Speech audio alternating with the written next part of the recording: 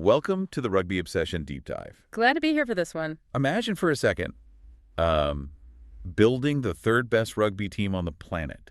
You secure your fourth Triple Crown, and you're preparing to face the All Blacks and the Springboks in the space of just a few months. Right, which is an insane schedule. Oh, completely insane. And you're doing all of this while your bosses just, let your contract tick down to its final days.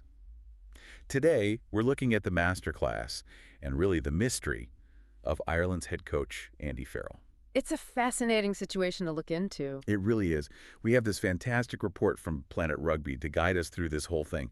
But real quick, before we get into the tactical weeds and the boardroom tension, I want to urge you to hit that subscribe button for Rugby Obsession.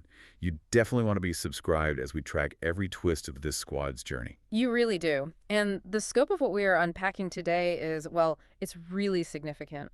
We are going to look closely at Ireland securing their fourth Triple Crown success under Farrell's leadership. Which is just a massive achievement on its own. Absolutely. And then we'll navigate the recent, very loud rumors swirling around his expiring contract.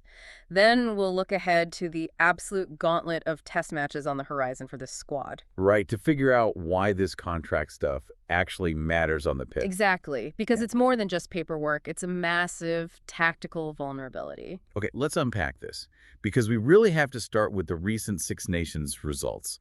Yes, Ireland finished second in the table behind France, but they secured a highly coveted prize. The Triple Crown. Yes, their fourth Triple Crown during Farrell's tenure. And for any newer listeners, securing the Triple Crown means Ireland successfully swept their regional home nation rivals. So they defeated Scotland, Wales, and England in a single tournament. Which is never easy. Sweeping all three isn't just about having better athletes. It requires a team to solve three entirely different tactical puzzles on the fly. Right, because those teams play so differently. Completely differently. Wales will try to, drag you into a gritty, low-scoring defensive arm wrestle. Meanwhile, Scotland brings this chaotic, unpredictable flair in their attack that can just stretch you wide. And then England is just pure power. Yeah. England wants to physically dominate you at the gain line. They dictate territory through a really heavy kicking game. So beating all three is a testament to immense tactical adaptability. Which really comes directly from how Farrell has just completely rewired this Irish team from the ground up. I've been thinking about this transition. It's a drastic change. It is. The Ireland we're watching right now looks fundamentally different from the team Farrell inherited from Joe Schmidt back in 2019. It's like he didn't just inherit a speeding car and try to drive it a little bit faster. No, not at all. He actually pulled the engine apart while it was moving. It's like he's this master architect. He isn't just maintaining a house he bought, He's constantly upgrading the foundation to win 2 Six Nations titles. That's a great analogy. He took a team that relied heavily on a very rigid, structured, box kick heavy approach, and he replaced that entire operating system with a dynamic read and react framework. Which is super risky. Oh, massive risk. But it paid off. The Schmidt era was highly successful, bringing multiple championships, but the attack was incredibly prescriptive. Players had very specific roles in specific zones. And if Plan A failed, they sort of looked lost. Exactly. Farrell came in and demanded that players lift their eyes. He wants them to play what is actually in front of them, not what is drawn on a whiteboard. I noticed the forwards are doing a lot more now, too. Yes, that's the biggest shift. Instead of just using big men to crash blindly into the defensive line, Farrell implemented a system where the forwards act as playmakers. You have props making complex decisions under intense pressure. Wow, so that explains how they were able to pick apart the English defense. That high-tempo passing game is incredibly difficult to defend because the point of attack is constantly changing. Right, and it requires a massive amount of trust between the coaching staff and the players to operate that way. And the ripple effects of this success are just huge. Because of this recent campaign, Ireland has now climbed up to third place in the world rankings. Third place in the world? That is unbelievable. It's monumental. They currently sit above the Six Nations champions, France, and they are now within touching distance of second place New Zealand. I mean, leaping over a powerhouse like France is a massive psychological victory.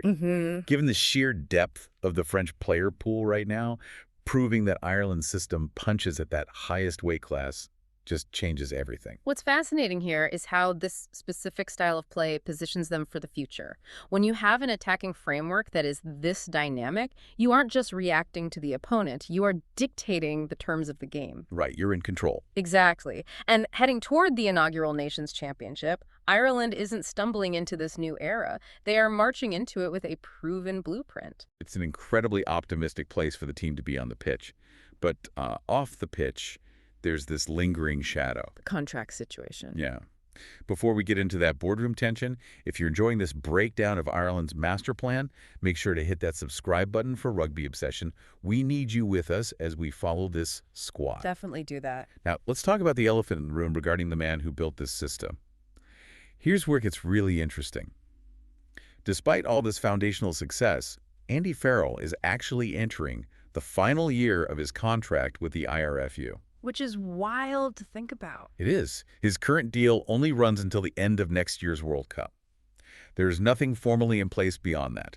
And because nature abhors a vacuum, the speculation has just rushed in. Oh, yeah. The rumors got loud very fast. We recently saw explosive reports linking Farrell to a return to his former club, Saracens, to step in as their director of rugby. Right. Well, we need to look at the anatomy of that rumor. It's an easy dot for journalists to connect, given his deep roots in English rugby. But based on the source text, Saracens actually came out and firmly shut that speculation down. Really? I must have missed how firmly they shut it down. They issued a powerful statement dismissing the reports. Interestingly, they didn't just issue a generic denial. They specifically noted that the speculation was disrespectful to their incoming boss, Brendan Venter. Wow. Using the word disrespectful is incredibly strong language for a corporate press release. It tells you they wanted to kill that narrative instantly. They didn't want it to cast a shadow over their own locker room. So that door is firmly closed. But what is Farrell himself actually saying about his future?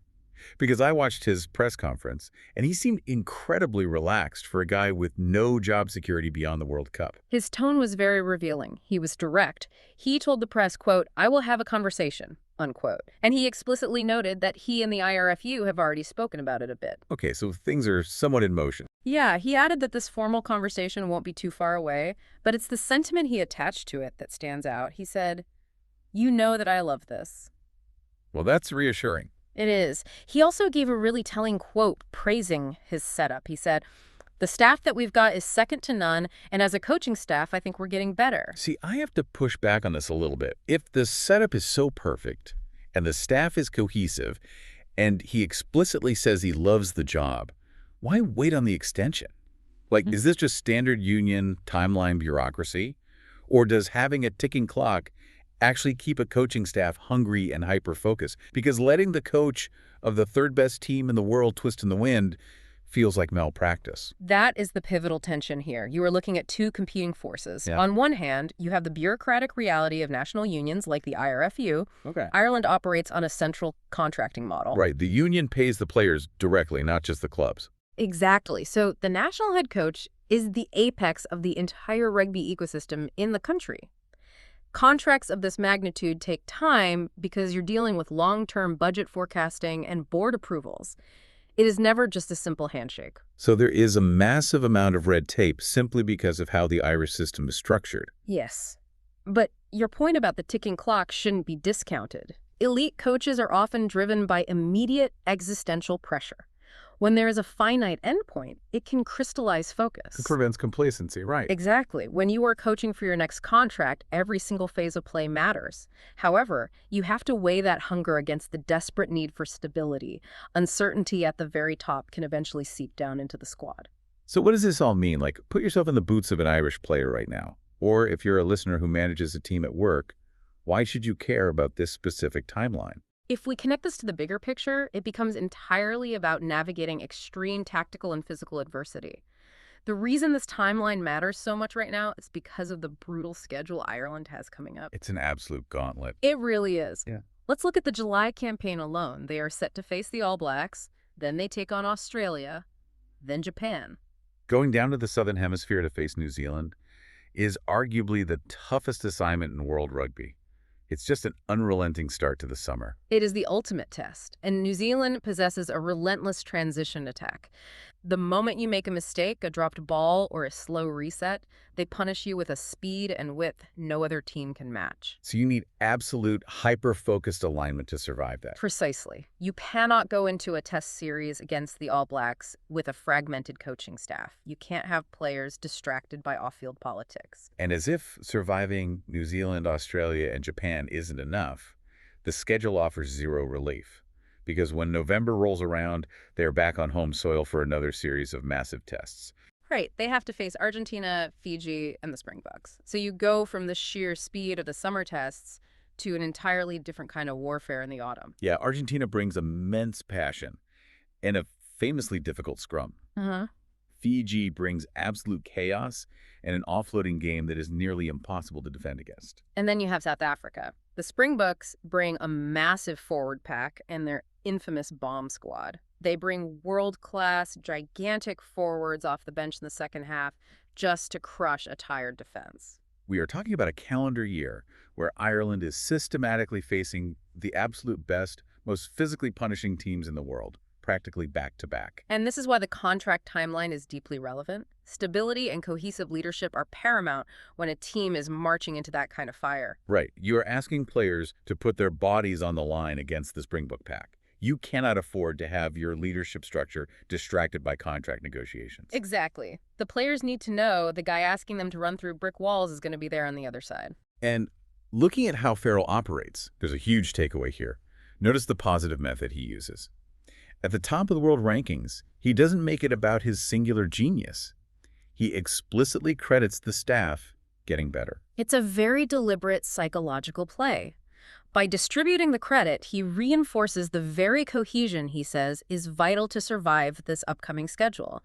He's building an impenetrable bubble around his management team. He's modeling the exact growth mindset behavior he wants from his squad, which, is something any of you listening can apply to your own careers. Yeah. If the head coach believes his elite staff still needs to learn, then the players know they can't rest on their laurels either. That is the culture he has built, and it will be tested to its absolute limits very soon. Because returning to that impending gauntlet and the reality of his expiring contract, this raises an important question, and it's something truly fascinating to consider. What happens to the psychology of an elite squad when they are marching into a grueling test year, knowing their head coach's future is literally just a conversation away? Wow, that is heavy thought. Does that lingering uncertainty forge a tighter, now or never bond among the players? Does it create a siege mentality where they play for each other? Or is it the ultimate test of their focus, constantly threatening to become a fatal distraction?